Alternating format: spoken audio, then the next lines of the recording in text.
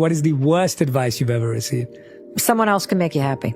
Absolutely. They can make you a cup of coffee. Yeah. Can't make you happy. Walk away from anyone or anything that gives you bad vibes. There's no need for explaining yourself. You don't need to feel bad about it.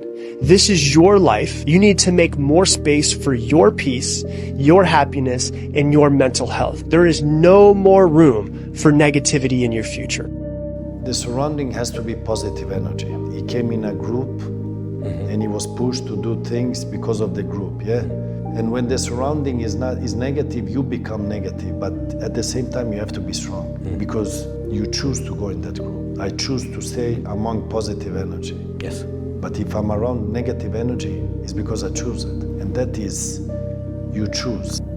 I think a lot of times folks, especially young folk, they're not comfortable because they're going along with the society that's around them and they're trying to fit in the framework of what everyone around them or on whatever social media they're on says they should be, how they should look, how they should conduct themselves. And you can't be comfortable with yourself if you don't know who yourself is. And you can't know who yourself is if you don't stop looking at how everybody around you is and start looking at what makes you comfortable and what makes you uniquely you. I believe being yourself is being perfect.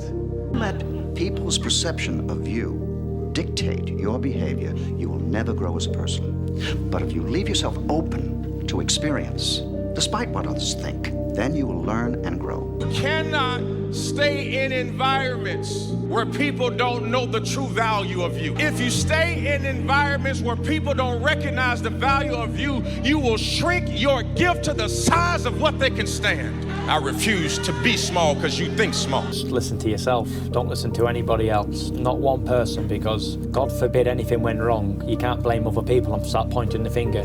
Always know that you're only to blame yourself because you made that decision. And whatever you do in life, never regret it. Never if, buts, shoulda, woulda, coulda. Give everything while you can, when you can, and leave nothing behind. In your 20s or in your 30s or your 40s, you want to be paying attention to yourself.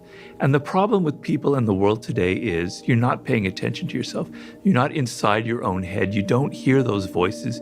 You don't hear what you love, what you like anymore. Because as I said, there's so many of these other distractions going on. You're always like attuned to what other people like. At the end of the day, you have to live with you. Fuck everybody else and what their opinion is of you. You have to know who you are and you have to be able to live with yourself. The only one that you have to answer to is yourself and the people that care about you and love you and your, family. Yeah. Fuck everybody else. The only one that you have to fucking worry about is you yourself, because it's about you. The only insults that hurt are the ones we believe. Next time someone insults you, remember, they're going to die. Everyone will forget about them.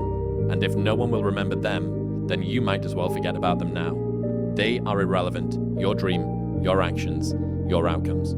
And it's an easy thing to say, and it's incredibly hard to do. Truly valuing your opinion of yourself more than other people's opinion of you. You are the one that has to get up every day and look in the mirror and say, did I do right? Did I do wrong? Every day when you get out of bed, your stride and your game plan should be to be better than you were yesterday. I always have this saying, why be normal when you can be the best? So when I do my things, I don't want to be normal. For me, normal, it doesn't exist. I want to make the difference. And when you make the difference, you're being the best. So for me, it's a challenge. So in reality, I'm fighting against myself, not against the other ones, because I want to be the best version of myself and take myself to limits and try myself.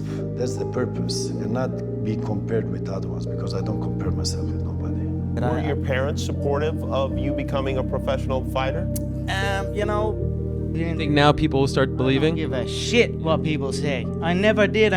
What people say does not matter to me, because whatever you do in life, good or bad, there's always going to be somebody. I try to make the perfect image of me for people to like me. It's not important for me. The most important for me is the people around me and people that is in my family. They know who I am and they like me. Good relationship with my mother, less with my father. The proudness is you don't help me. I don't need nothing when I try to help, but I still help and I still do what I believe in, because I think it's important. You have to do what you believe in, not what people tell you what to do. Because when you do those things, always something comes back, because you're being yourself. When your friends start to say you've changed, it's because they don't know how to say you've grown. If life is a long journey of self-acceptance, I think the earlier you can accept your own peculiarities as just part of you, rather than trying to justify them or mold to the archetype that you think is acceptable within your social circle. For me, I was more miserable trying to make everyone else happy than I am now with everyone else unhappy with me. And so I think like from the social group that I had to today, I talk to no one from that time in my life compared to today. And I was absolutely miserable and unhappy and unfulfilled. And I would say that the majority of those people probably don't like me today because I changed. And I think I'm just okay with that. Coming to terms with the idea that I could be absolutely rejected by everyone I know, but like me, I was more okay with that because the alternative was I didn't want to live anymore. I prefer to be hated than loved, I will be honest to you. Because when they say they love you, you don't really know. When they say they hate you, trust me, they hate you. I don't want to have 100 faces. Because if you always have something in the back room, then it means that to these people, you're this person and this is in the back room. To these people, you're this person in the back room. But the fewer back rooms I have, the more everyone is in one room and I can be just me. And some people will like me, but they will actually like or hate me, not the idea or some facet, like we were saying earlier, that when you're in a relationship, putting on the act and being the performer, they're not hating the idea of me. They actually hate me. And at least there's some weirdness about like, at least that's true. Be to yourself, stay to yourself, trust nobody, trust nobody. Fear is stronger than love, remember that. Fear is stronger than love. All the love I gave didn't mean nothing when it came to fear. Is it better to be loved or feared? It's nice to be both, but it's very difficult.